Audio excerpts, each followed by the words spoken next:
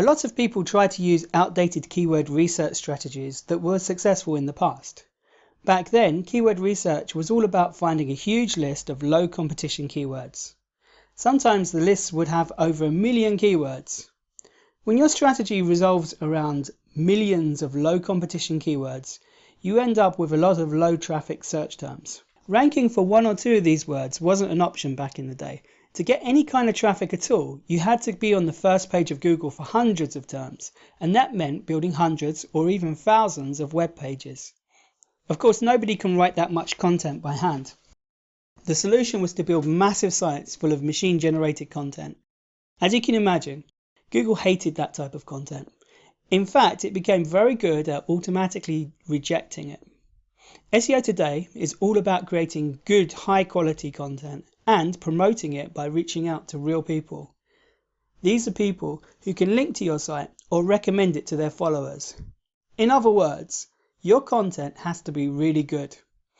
At the same time, keywords that used to be low competition keywords are now much more competitive. They still get a tiny amount of traffic, but it's much harder to get a good ranking for these keywords. Why is that?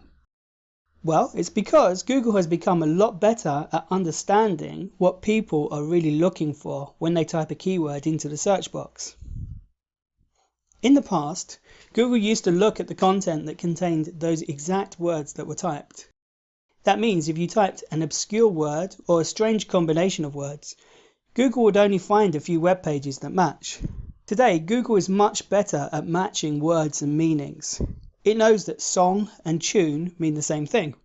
So, if you search for top romantic tunes, you'll also see results for top romantic songs and best love songs.